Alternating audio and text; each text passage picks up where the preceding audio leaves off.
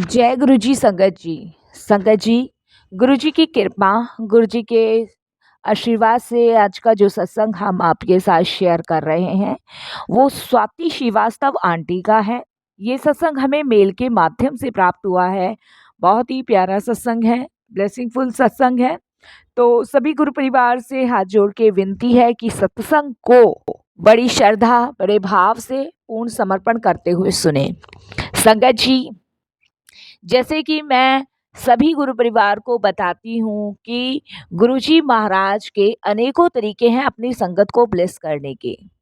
उनमें से एक तरीका सत्संग सुनना भी है, जिसे सुनवाकर गुरुजी महाराज हमारे अनेकों दुख, दर्द, कष्ट से हमें मुक्ति दिलवाते हैं। तो इसीलिए संगत जी, हमें सत्संग सुनना चाहिए, ध्यान से सुनना चाहिए, पूरा सुनना चाहिए।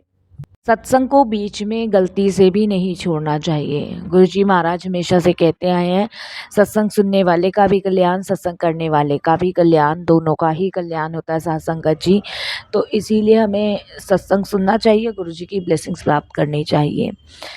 अगर आप भी अपने सत्संग अनुभव शेयर करना चाहते हैं तो हिंदी में साफ राइटिंग में अपना सत्संग लिख कर आप हमारी जीमेल आईडी पर सेंड कर सकते हैं, ताकि आपके द्वारा सुनाए गए सत्संग से जो भी गुरुजी महाराज की नई जुड़ने वाली संगत है उन्हें गुरुजी के कल्याण, महिमा, अनुभव के बारे में ज़्यादा से ज़्यादा पता चले।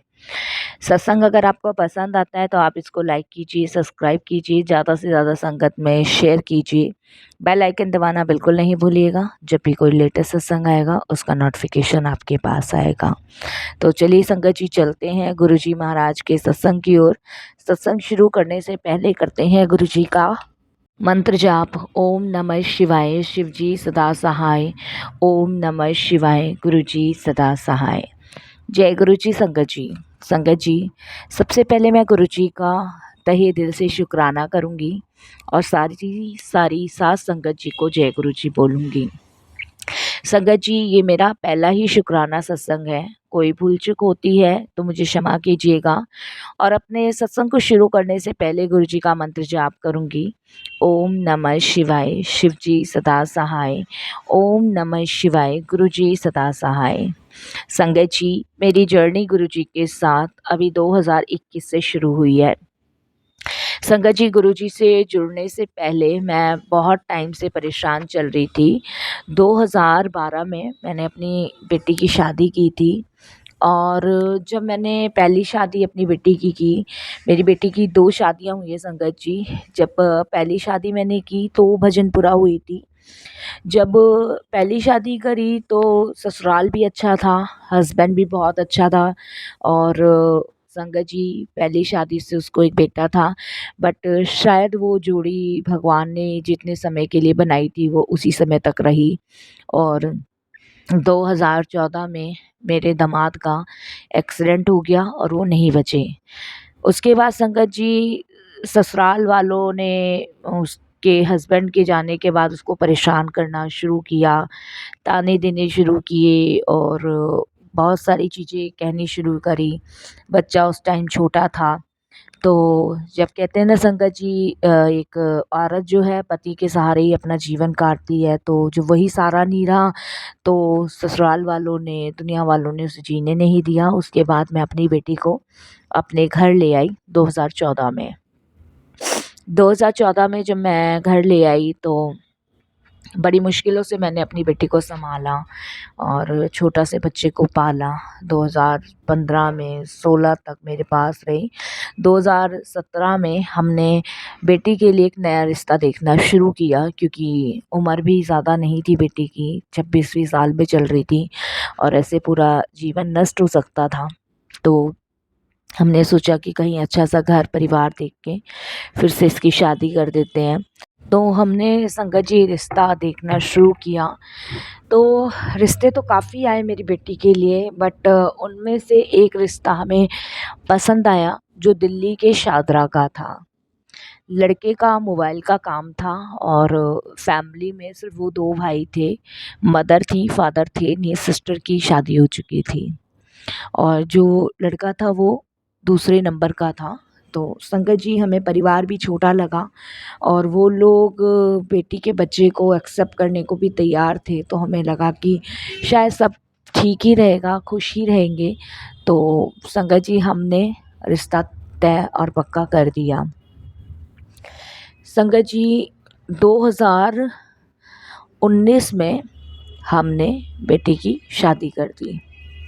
2019 में जब बेटी की शादी करी तो कुछ टाइम महीने 2 महीने बहुत अच्छा रहा। उसके बाद संगत जी धीरे-धीरे पता चला कि जो लड़का है वो शराब पीता है और शराब पीता है, रात-रात को घर नहीं आता है।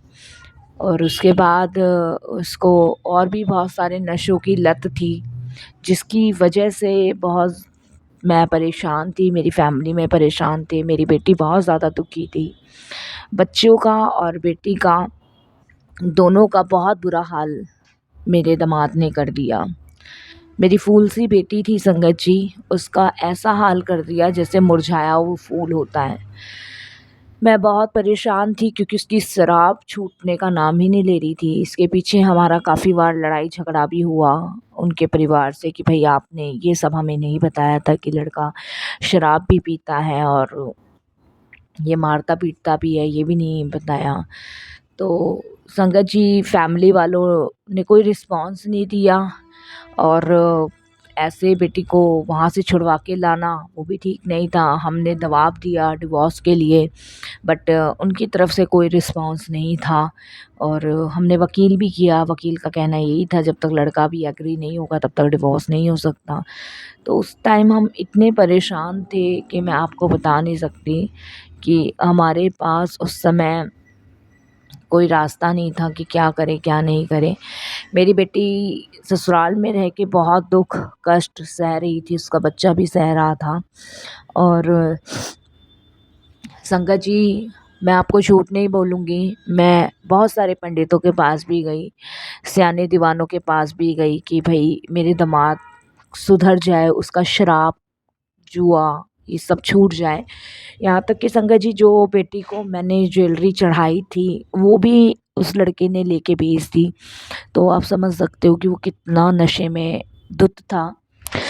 संगत जी इतनी परेशानियाँ हम लोगों ने सही और उससे भी ज़्यादा परेशानी संगत जी लॉकडाउन के टाइम आई, जब वो घर पे था। जब उसके दुकान बंद थी तो संगत जी शराब पी लेनी, मार लेना, नशा और करना, पता नहीं कहाँ से लॉकडाउन में वो शराब लाता था।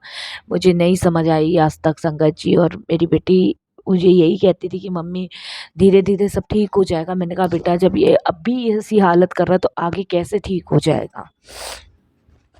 संगत जी ऐसे ही चलता रहा और मैं अपनी बेटी को, क्योंकि मेरी सिर्फ़ एक ही बेटी थी संगत जी, मेरे पास और कोई संतान नहीं थी। अब एक संतान के साथ भी ऐसा होगा तो कैसे बर्दाश्त होगा।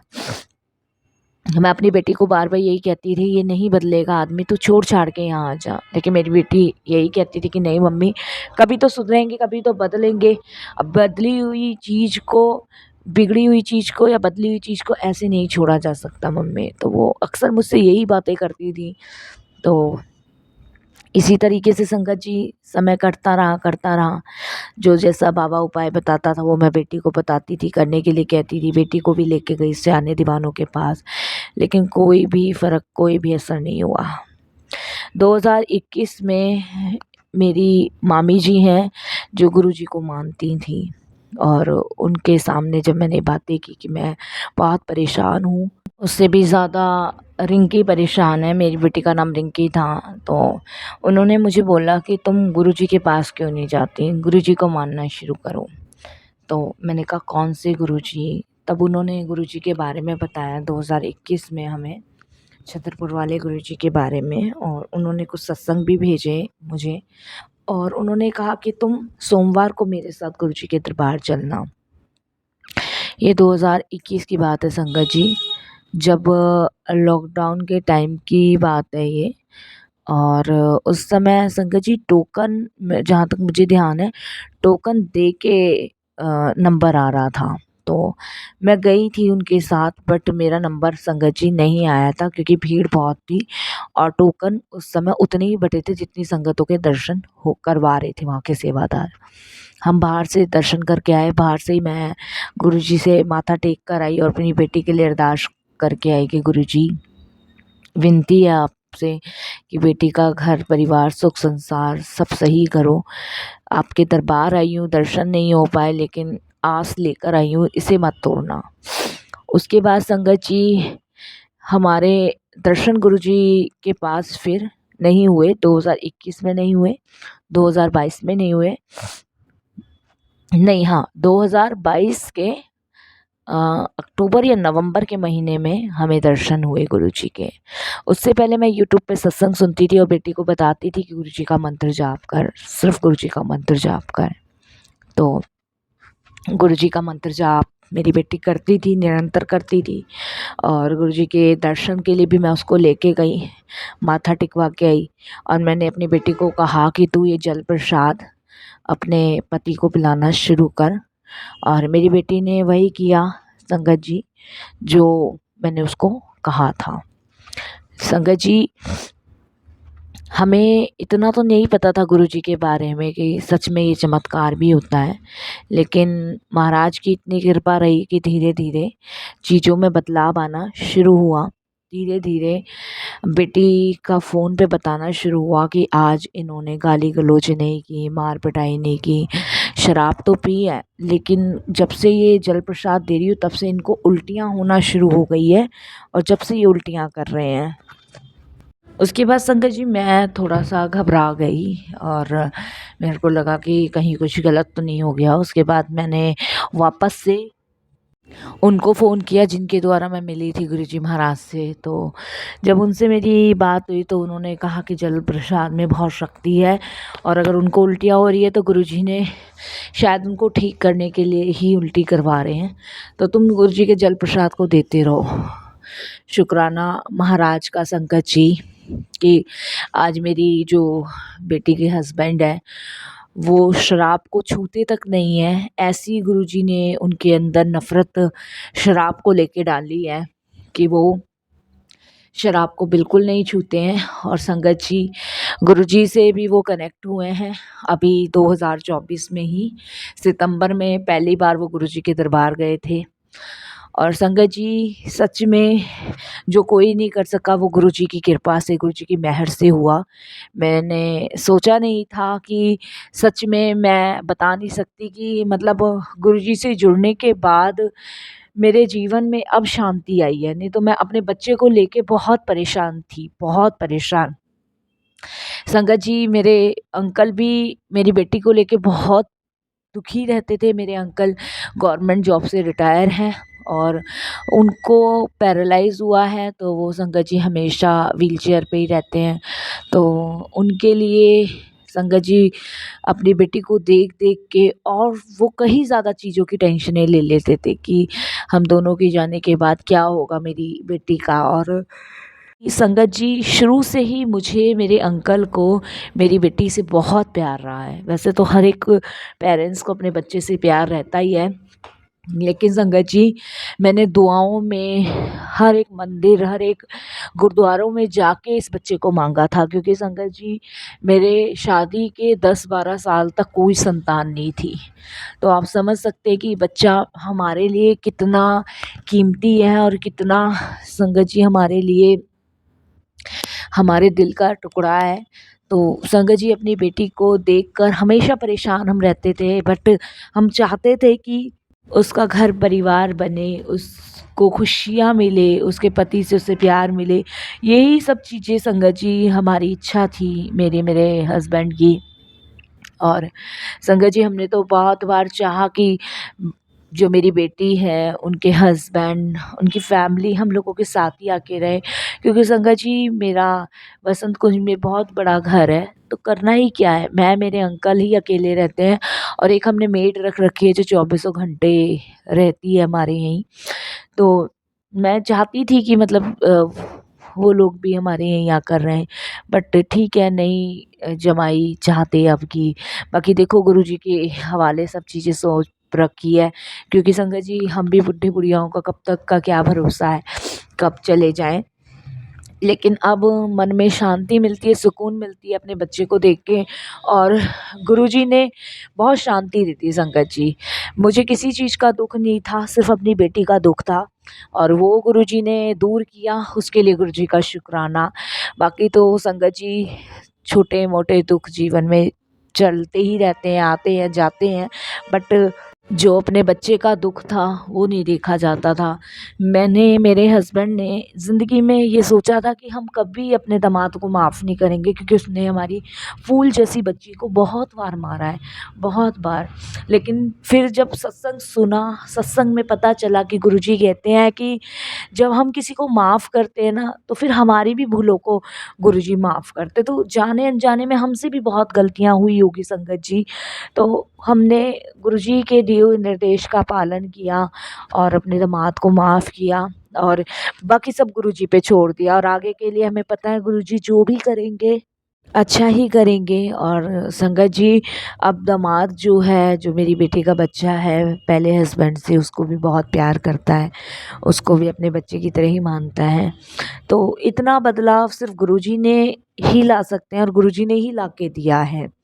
बाकी पैसा तो पानियों की तरह बहा है संगत जी, मैंने पंडितों पे, सयाने दीवानों पे, लेकिन अब कहीं भी मतलब नहीं बनता, ना किसी पंडित के पास, ना कुछ। पहले मैं संगत जी हर पूर्णमासी को अपने घर में सत्यनारायण भगवान की कथा, हवन करवाती थी, बट मैंने अब वो भी बंद कर दिया है। वो भी इसलिए बंद कर दिया है संगत जी, क्योंकि मुझे ये पता है कि अब सब कुछ गुरु में समा गया है। इन हवन में पैसा लगाना, सत्यनारायण भगवान की कथा कराना, इनसे अच्छा है कि हम जितना यहाँ खर्च कर रहे हैं उतना किसी गरीब इंसान को भर पेट खाना खिला दें। वो हमारा पुण्य काम आएगा, वो हमारा लगेगा, किसी का पेट भरेगा, किसी की मदद कर दें। तो ये सब गुरुजी के सत्संगों के द्वारा धीरे-धीरे हमें पता चलता जा रहा है और गुरुजी के बारे में भी हमें पता चल रहा है कि वो महाशिव हैं। वो सच में महाशिव है, जिन्होंने मेरा, मुझे नहीं पता संगत जी, लेकिन मेरा ये अनुभव है कि ज़िंदगी का सबसे बड़ा दुःख, कष्ट गुरुजी ने इस समय काटा है, जो मेरे बच्चे के लिए था। बस मैं यही कहूँगी, गुरुजी अनंतम शुक्राना आपका, बहुत-बहुत शुक्राना। बाकी संगत जी, हमारा रिश्ता गुरुजी के साथ जन्म जन्मांतरों का है, हमें नहीं पता, लेकिन अपने होने का गुरुजी हमें जब ही एहसास कराते हैं जब उनको हमारे कोई कष्ट काटने होते हैं, हमारे दुख काटने होते हैं। अब मेरी बेटी का जीवन बहुत ही खुशहाल है और मेरे दामाद भी गुरुजी के दर्शन करके आए हैं 2024 में। वो भी गुरुजी से जुड़ रहे हैं और जहाँ तक है गुरुजी उनको पूरी तरीके से अपने से जोड़ेंगे और ब्लेस करेंगे, और जो भी उनमें कमियां हैं उसका बदलाव ज़रूर करेंगे गुरुजी, मुझे पूरा विश्वास है। अब सब छोड़ दिया है हमने, गुरुजी पे छोड़ दिया है, जो उनको सही लगे वो करें। मालिक सिर्फ आपके ही सहारे हैं और आपके ही संगत जी, गुरुजी महाराज के ही चरणों से हैं, जो उनको सही लगे वही गुरुजी करेंगे। बस यही वाणी को विराम देती हूँ गुरुजी के मंत्र जाप के साथ। ओम नमः शिवाय, शिवजी सदा सहाय। ओम नमः शिवाय, गुरुजी सदा सहाय। जय जय गुरुजी, धन धन गुरुजी, वाह वाह गुरुजी, शुक्राना गुरुजी, जय गुरुजी।